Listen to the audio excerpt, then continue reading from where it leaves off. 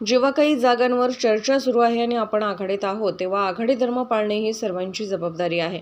काँग्रेस विधिमंडळ पक्षाचे नेते बाळासाहेब थोरात यांची शिवसेना ठाकरे गटाच्या यादीवर नाराजी, ज्यामध्ये सांगली आणि मुंबईतील ज्या जागांवर चर्चा सुरू होती तेथीलही उमेदवार जाहीर केले।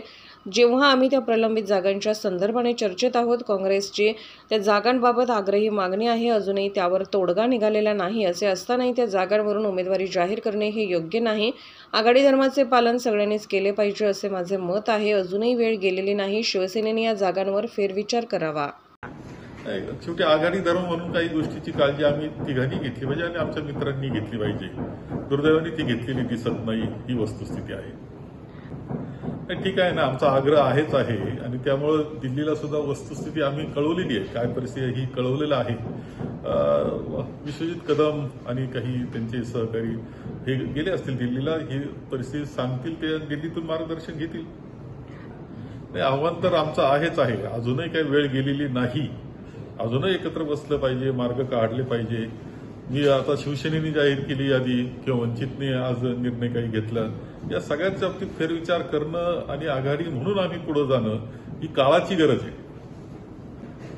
खरं म्हणजे वंचितने सुद्धा ते जाहीर केलेलं आहे।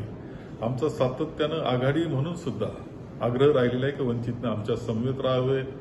देशातला इतिहास एक वेगळ्या पद्धतीनं वळणावर आहे, कशा पद्धतीने लोकशाही पुढे जाणार, राज्यघटनेचं काय होणार, ही चर्चा ज्यावेळेस आहे त्यावेळेस एक विचाराचे आम्ही असलेले की ज्यांना ही लोकशाही वाचवायची त्यांनी एकत्र राहणं आवश्यक आहे, म्हणून मनापासून प्रयत्न आमचा होता।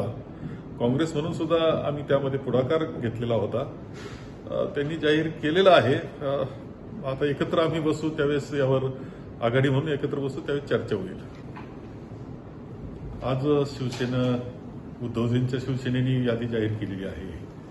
खरं म्हणजे त्यामध्ये सांगली त्यांनी जाहीर करणं किंवा मुंबईमधलं सुद्धा धारावी जिथे तो मतदारसंघ जाहीर करणं हे योग्य झालं नाही असं माझं मत आहे। त्यांनी असं जाहीर करायला नको होतं ज्यावेळेस आम्ही चर्चेमध्ये आहोत।